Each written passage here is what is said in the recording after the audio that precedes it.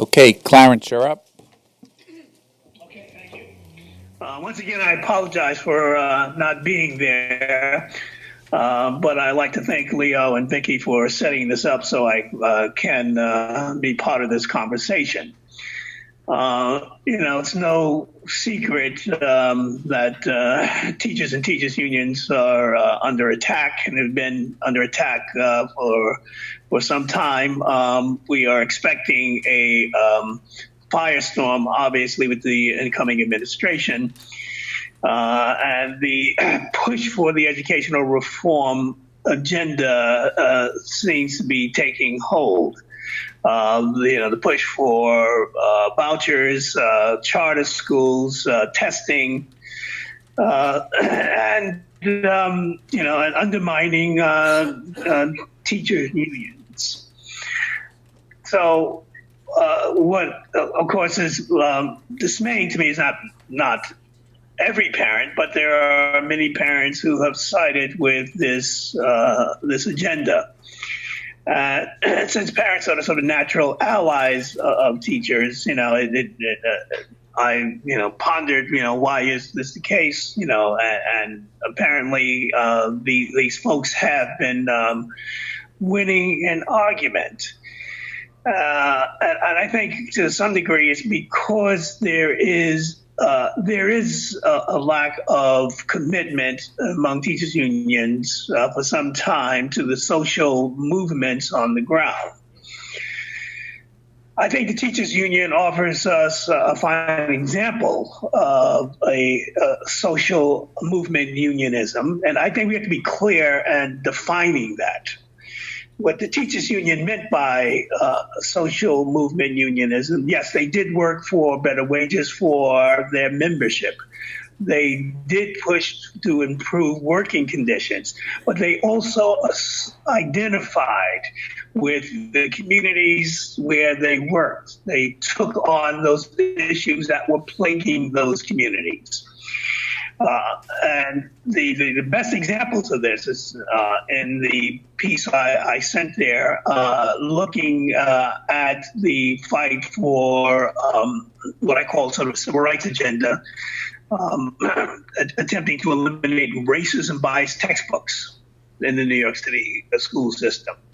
The attempt to hire more black teachers, the push to introduce black, or what they call then Negro history in the schools.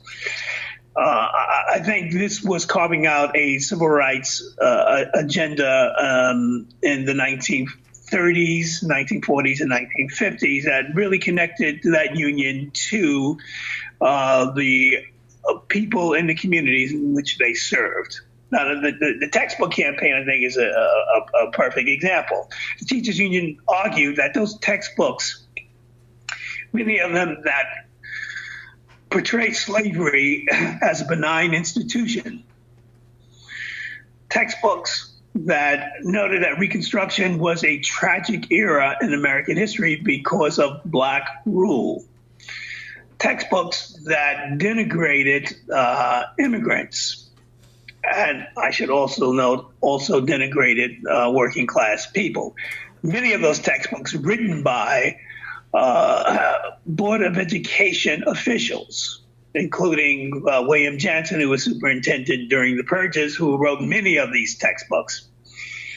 There's a union who made the argument that we have to get rid of these textbooks because not only did they denigrate a large portion of the student body, but those textbooks also were used to, I think, denigrate a more democratic process. It essentially meant that we eliminate the contributions of African Americans, Latinos, and other groups, looking at their role in history. And so the teachers union launched this campaign, not in isolation. They launched this along with the labor organizations. They did this with parent groups.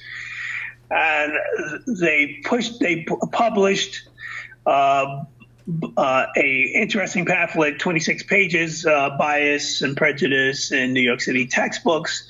They distributed this textbook to not only Board of Education members, but also to civil rights organizations, also to parent organizations, and they put pressure on the board to get rid of these textbooks. And this is during a period when the teachers union was facing its greatest challenge. And that challenge was essentially to stamp out that union. And it was coming from not only the New York City Board of Education, it was also coming from the New York City Police Department. It was coming from federal agencies such as HUAC. The union was under tremendous pressure. But nevertheless, it sort of managed to carve out this space where it pushed for this civil rights agenda along with parents, and they were successful. They were successful in getting the New York City Board of Education to eliminate many of those textbooks. This is similar in its push to hire more Black teachers. It was the New York City Board of Education that made the claim when the TU asked the board, give us the numbers, give us the percentages of Black teachers in the New York City public schools. And board officials said, well, we don't have those numbers. We only hire people based on merit. Well, it was the teachers union that went into the school and took those surveys. And it's a teachers union that came out and with astounding numbers in the early 1950s, where 2.5% of teachers who taught in the New York City public school system who had regular license were Black. And if you added substitute teachers, you brought it up to 4.5%. The board did nothing in terms of hiring, making a push to hire Black teachers. It was the New York City Teachers Union that pushed this. And they gave the New York City Board of Education suggestions how to do this. Yeah, this is in the 1950s when schools were being integrated in the South. Many Black teachers lost their jobs. It's the New York City Teachers Union said, why not bring those teachers to the New York City public school system, among other suggestions on how to hire Black and Latino teachers. The New York City Board of Education, the New York City Board of Education also faced in the 1950s and 1960s a struggle to integrate the New York City public school system. New York City was the school system in the 50s was segregated, despite the fact that the New York City Board of Education praised the Brown decision in 1954 when civil rights organizations asked that board, well, what are you doing to integrate the school systems in New York City? There wasn't really a strong answer, and that's why there was this 10-year campaign to force the New York City Board of Education to integrate the New York City school system. When the Board of Education did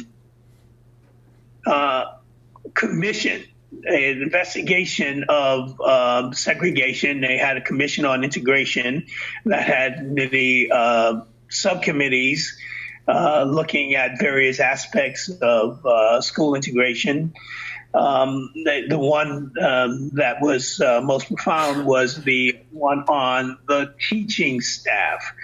And it's that commission recommended that the New York City Board of Education integrate the teaching staff and also send some of the most experienced teachers to schools in the Black and Latino communities that had the least experienced teachers. They had kids that were receiving less than a full day of education because of a teacher shortage in those schools. In addition, the schools were overcrowded. Some classes were conducted in hallways. This was a tremendous insult to education in the Black and Latino communities in Harlem and Bedford-Stuyvesant later on in Brownsville. Well, the New York City teachers, the Teachers Guild, obviously the forerunner of the United Federation of Teachers, took the position that we will not submit to, quote, forced integration. And we want to protect the seniority system. Now, for many people in the Black and Latino community, this was an outrage. Because they said those teachers were hired to teach students, no matter where they were. But the Teachers Guild took a strong position against it. It was the teachers union, even in its weakened position, that pushed for the New York City Board of Education to adopt the subcommission report.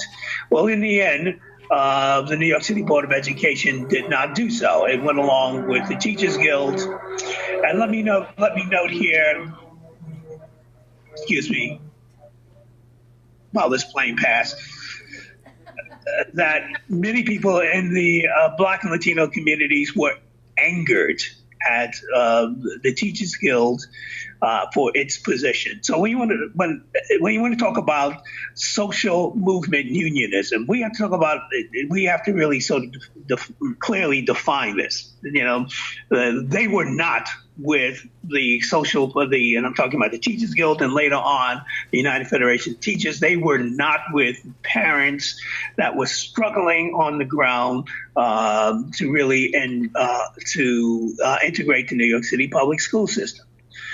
And of course, in 1964, when there was this major effort to integrate the New York City public school system led by the Reverend Milton Calamison of Brooklyn and Bayard Rustin, they approached the United Federation of Teachers and asked for its support, and the United Federation of Teachers turned them down. So,